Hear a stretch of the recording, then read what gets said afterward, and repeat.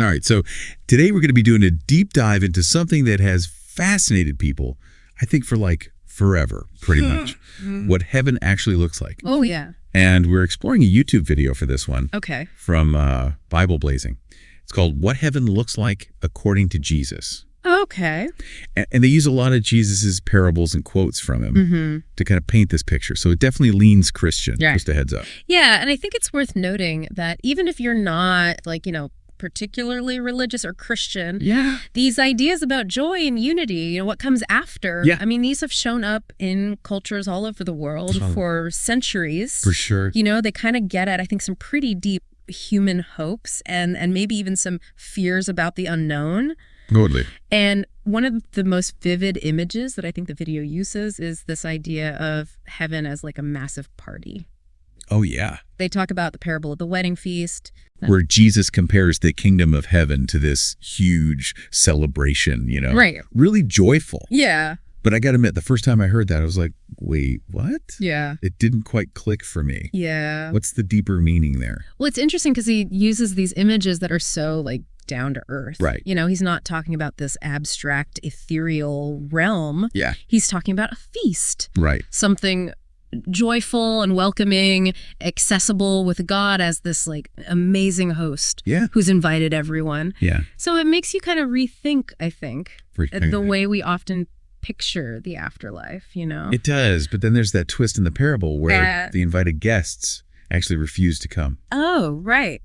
And I was always kind of struck by that, like, that's so odd. Why would they do that? That's the kicker, isn't it? Yeah. I mean, they're so preoccupied with their daily lives, their possessions, that they can't even recognize the opportunity they're being offered. It's like they're missing the forest for the trees. Yeah, exactly. Yeah. I mean, it makes you wonder, like, what are we prioritizing in our own lives that might be blinding us to something bigger? That's a good point. So it's not just about getting into heaven. Right. It's about being aware enough to even see the invitation in the first place. Exactly. Yeah. And being aware enough to actually like reevaluate our priorities, asking ourselves, like, what am I chasing after? Yeah. And is it worth sacrificing something that could be way better? Okay. So we've got heaven as this incredible celebration. All right. The video also talks about heaven as this like growing seed. Yeah. Using the parable of the mustard seed. Uh-huh. So what's Jesus trying to get at there? Well, I think this parable suggests that heaven isn't necessarily this binary in or out kind of situation. Yeah.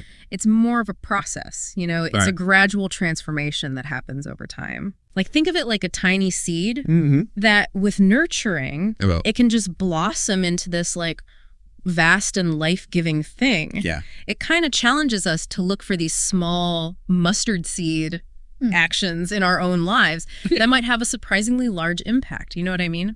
That's really interesting. It makes me wonder, do those small acts of kindness or generosity here actually contribute to the growth of heaven? Is that what he's getting at? It's a really cool thought, isn't it? Yeah. And it really aligns with the idea that I think our actions have consequences beyond our immediate understanding. Yeah. So those small acts of love and service, maybe they're like seeds that we're planting, not just for ourselves, but for the greater good, for everyone. That's a beautiful image. Yeah. And it ties in, I think, really nicely with another parable that the video mentions, where Jesus compares the kingdom of heaven to a hidden treasure. That's worth giving up everything for. Oh, yeah. So, like, it really underscores just how valuable heaven is. It's such a powerful analogy, especially like in our modern world where we're constantly being told, get more, achieve more, buy more. Right. Jesus is challenging us to really consider, like, what are we truly valuing and what are we willing to sacrifice for something that has lasting significance? It's almost like a wake-up call, isn't it? It is. It is. Like, are we so focused on getting all this stuff? Yeah. And these earthly treasures that we're missing out on something way more important? It's not about denying ourselves earthly pleasures or achievements, but I think it's about recognizing that, true wealth, the kind that lasts, that's not found in possessions, right, or accolades. Yeah. It's found in those qualities like love and compassion, service and connection. That's the stuff that really enriches our lives now and in the hereafter. Okay, so we've got this incredible feast, a seed that grows into something massive, a treasure worth giving up everything for. Yeah. But what about the place itself? Yeah. Like, what does it look like? Well, for that, we can look to the passage where Jesus talks about preparing a place for us in his Father's house. Okay. A place with many rooms for all believers. Yeah, the Father's house passage. Yeah. It's one of the most comforting images, I think, in the Bible. Yeah, it's beautiful. This idea that it's not just a place, but it's like a home. Right. A place of rest and belonging. But I always wondered about the many rooms part. Oh, yeah. What's the significance of that? I think that's key because it suggests that it's not this generic, one-size-fits-all destination. It's a place that's tailored to each person. Yeah. Reflecting their own journey, their own growth. Yeah. And it's interesting to think about, what those rooms represent. Yeah. I mean, are they physical spaces? Right. Or are they like states of being, levels of consciousness, ways of experiencing God's presence? That's fascinating.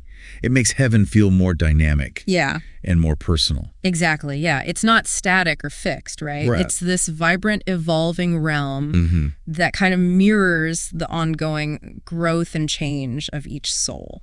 Okay, so we've got this incredible house. Right. Filled with love and belonging. Yeah. But who else is there? Good question. The video talks about the inhabitants of heaven and their roles, and I was always curious about that. Yeah, yeah. What can you tell me about that? Well, one of the most striking things, I think, is from Luke, where Jesus talks about angels rejoicing over every sinner who repents. Yeah. So it suggests that it's incredibly dynamic. It's full of activity and celebration, where everyone is actively participating in God's plan. Yeah. So it's not just passive rest. Right. It's joyful engagement. That's a really interesting way to think about it. And it's not just angels. Right, no. Jesus also talks about believers from all generations feasting with Abraham, Isaac, and Jacob. Yeah, yeah. What's the significance of that? I think that speaks to heaven as this place of shared history, connection across time and space. Yeah. It's not a place where we're isolated from our past or disconnected from it. Okay. But it's a place where we're united with those who came before us. Wow. Those who shared our faith, who shared our journey. That's a really powerful image. Yeah. It makes heaven feel more like a continuation of our story. Yeah. Yeah. And it highlights the relational nature of heaven. It's not just about our own personal connection with God. Right. But it's about being part of this larger community, this grand tapestry of souls, all connected through love and shared experiences. This is starting to sound pretty incredible. But I'm curious about something. Yeah. We often hear about rewards in heaven. Right. What does that actually mean? Oh, that's a good question. Is it like material wealth? Or is it something completely different? That's a question that people have been debating for centuries. Yeah. In Matthew, Jesus talks about great rewards for those who endure hardship for his sake. Right. But I think it's important to understand those rewards not in a materialistic way. So it's not about mansions and riches. Not in the way that we typically think of those things. Okay. The rewards Jesus speaks of are about deepening our connection with God, experiencing a level of joy and peace that really surpasses any earthly measure of success. Okay, that makes sense. And it ties in with that passage where Jesus talks about storing up treasures in heaven, not on earth. Right, right. He's not talking about literal wealth, is he? No, he's talking about investing in qualities like love and mercy and service, the things that really matter in God's eyes. Okay. And it's a reminder that true wealth isn't about what we accumulate, but about who we become and how we impact the world. That's an important distinction, I think. Yeah. It kind of reframes our understanding of what it means to be successful. Yeah, yeah. Both in this life and the next. Absolutely. So we've got this amazing party. Yeah. A seed that grows into something vast, a treasure worth giving up everything for. This welcoming home with loved ones. Yeah. And angels. Yeah. Rewards that go way beyond earthly riches.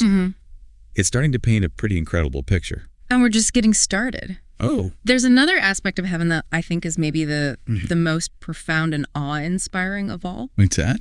It's the promise of direct access to God.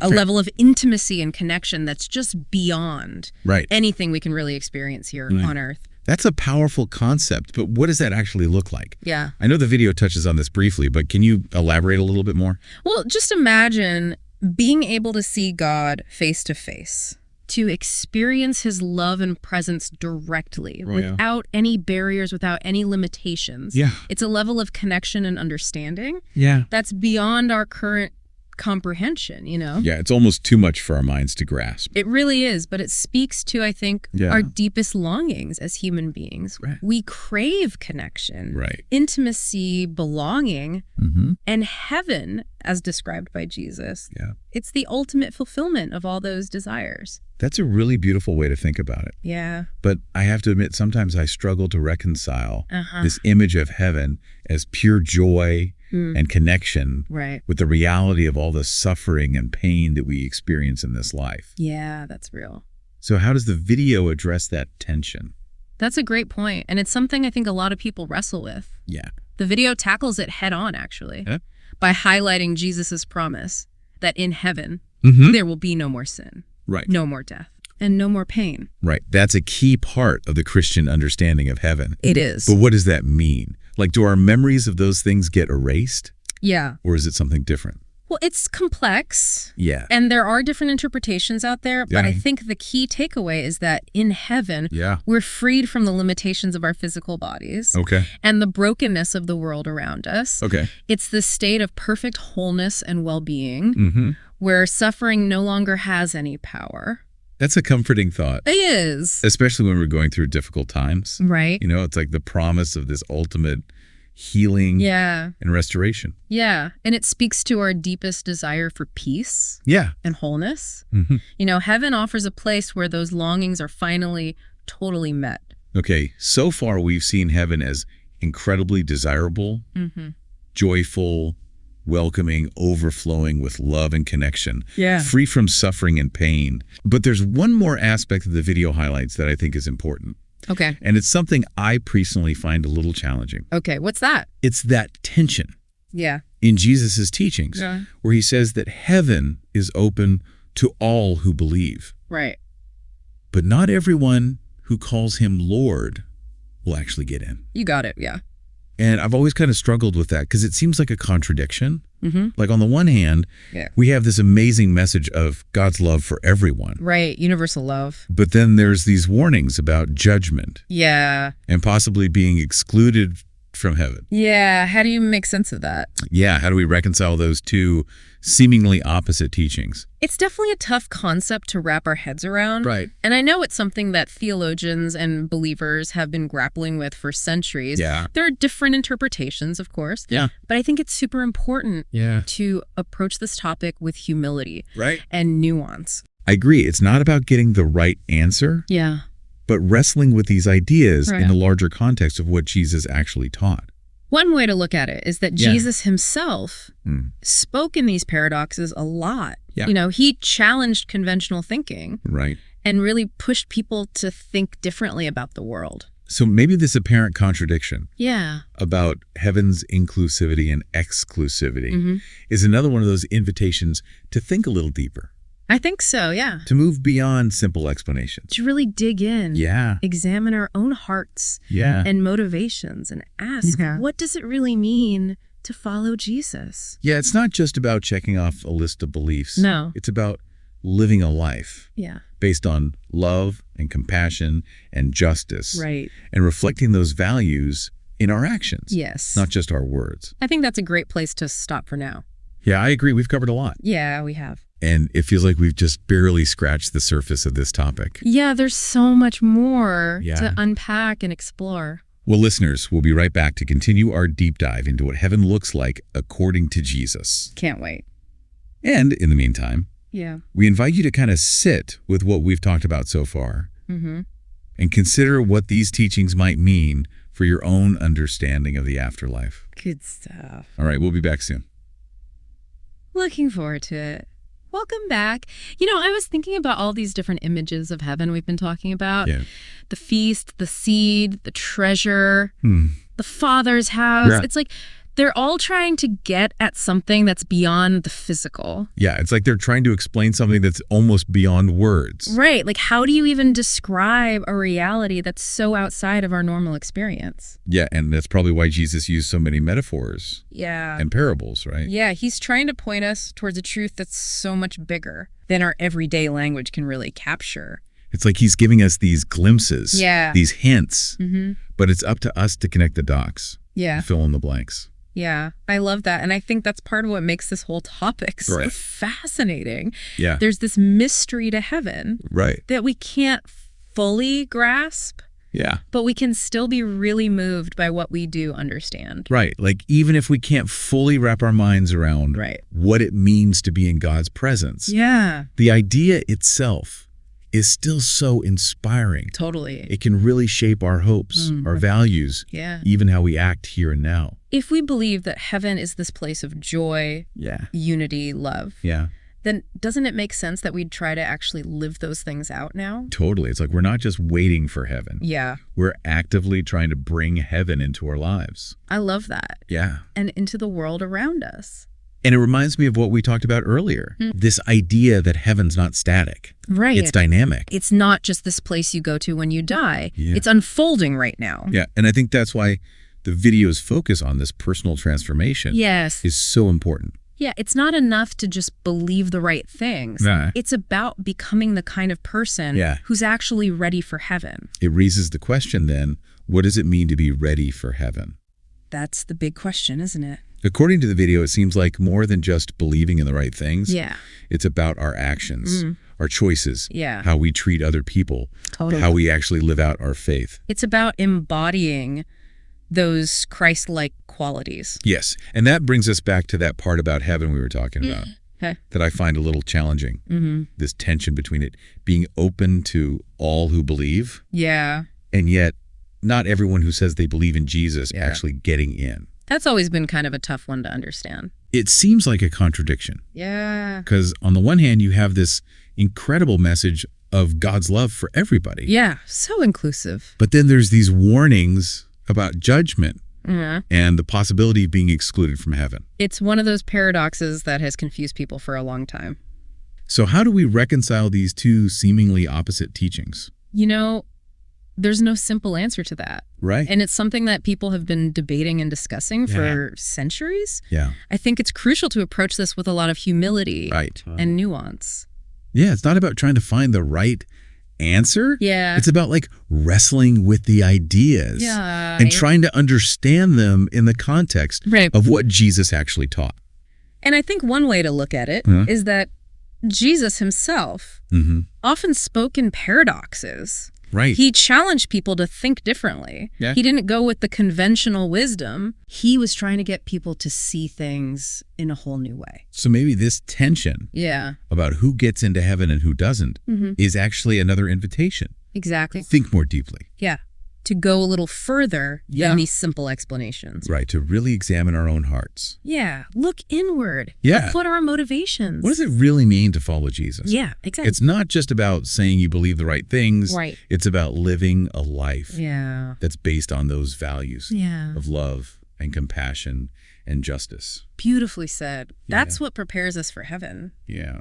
Regardless of our beliefs about all the details. Yeah, it's like the essence of heaven is reflected in how we treat each other. Yeah. How we interact with the world. Yeah. How we actually live out those qualities that Jesus showed us. Exactly. That takes us back to these metaphors we've been talking about. Yeah. They're not just trying to describe heaven. They're showing us how to live.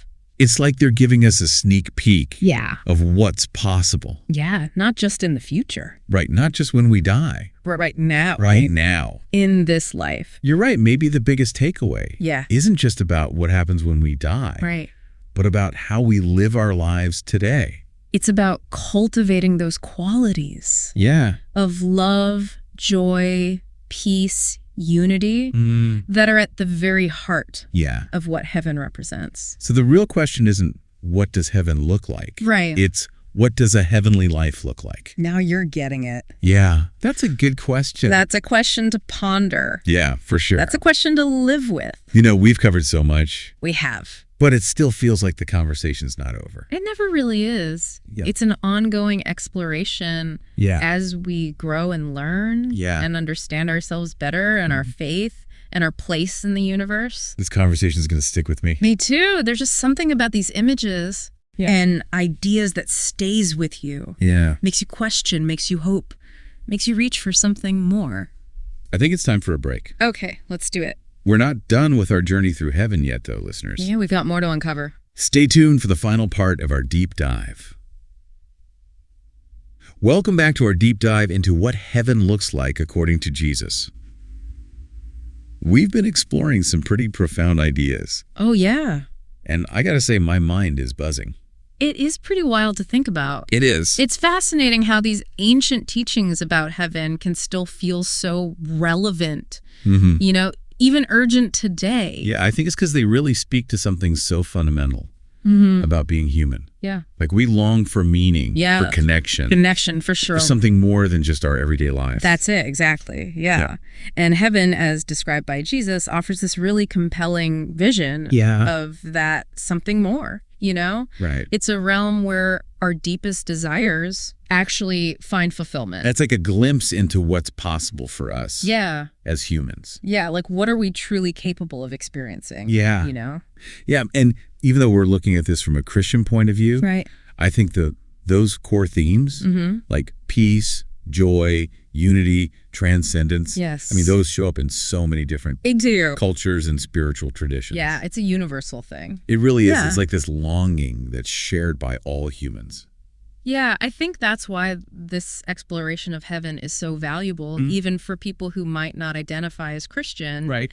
It kind of pushes us to grapple with these really big questions about life and death, what matters, you know? It's like a prompt for self-reflection. Yeah. What do I believe about the afterlife? Yeah. And how does that belief actually shape how I live my life now? Big questions. Big questions, yeah. But, you know, even if we don't have all the answers.